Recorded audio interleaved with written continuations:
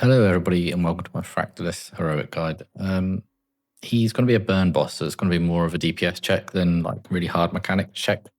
Essentially, you've got these crystals that create lines or like lanes in the room, and you want to essentially burn them down before any of these lines or lanes get sort of 6 walls in them. If they get 6 walls in them, it'll enrage him and then you'll be in trouble, essentially. So the whole idea of the fight is to just arrange where you put these walls and nuke the boss down as quick as you can. And then there's a couple of different walls in Heroic that can cause you some issues. So you can either hit a normal wall that just does damage, or you can hit a void wall that like spawns circles everywhere and you need to dodge. So yeah, let's just look through the abilities and see what we can do. Yeah, so effectively you can see from when I freeze it here, you've got these crystals here and here. There'll also be a load of other crystals in the lines. You can see that we've put marks down where each of these crystals are. As you start the fight, you then have these lanes appear where the crystals are in the middle of the lanes. So you can see here, that basically gives you 6 lanes, okay? So you have 6 lanes to play with. You have 6 lanes that will have walls down. And essentially what you want to do here is use the possibilities to fill up these lanes and put walls down them. Don't double stack them, have a safe zone, have one where the tank's going to stand, and just fill them out as you go. So let's go through the abilities and it will start to make more sense. Okay, so how do you spawn walls? Essentially, Fractillus is going to aim at random people and he's going to do the ability Crystalline Shockwave. You can see these white arrows that are in here. So we ask our players to slowly spread and just leave skulls safe. If you get hit by more than one wall, it's a stacking debuff. So you just put 1 in each zone.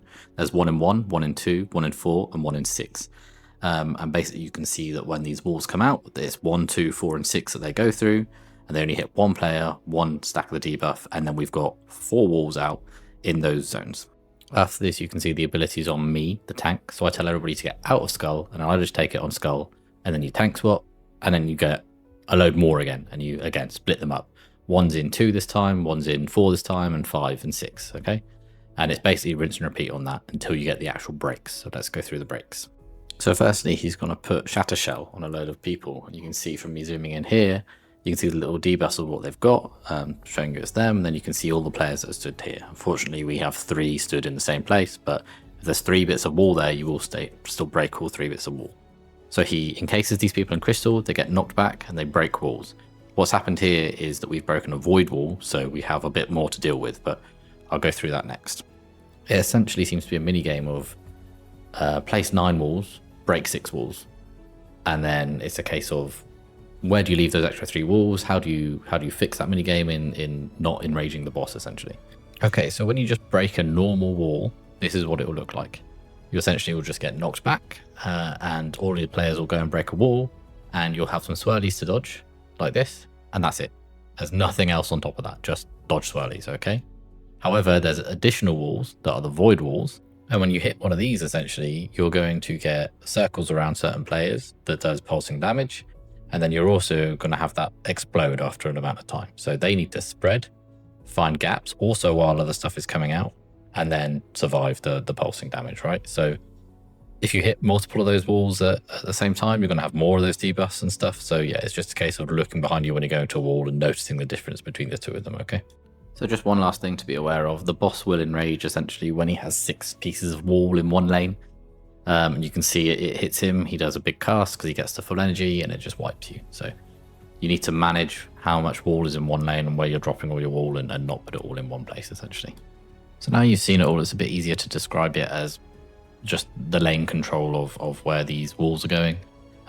There'll be more than likely a weak aura that will just tell your players to go to a certain color that you've got the beacon on already, and it'll be that simple. But generally, early heroic progression, when that's maybe not out, just follow the rule of keep one safe zone. So we picked skull, that's going to be just where the tank does their mechanic on.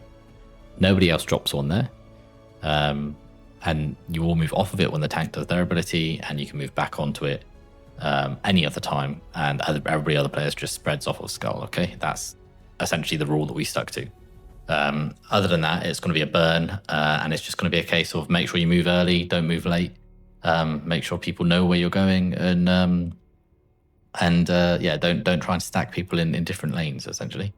So yeah, good luck, enjoy. As always, a big thanks to the guild who helped me do PTR and make this, and a big thanks to all of you lot for watching. Have a good one, and see you in the next one.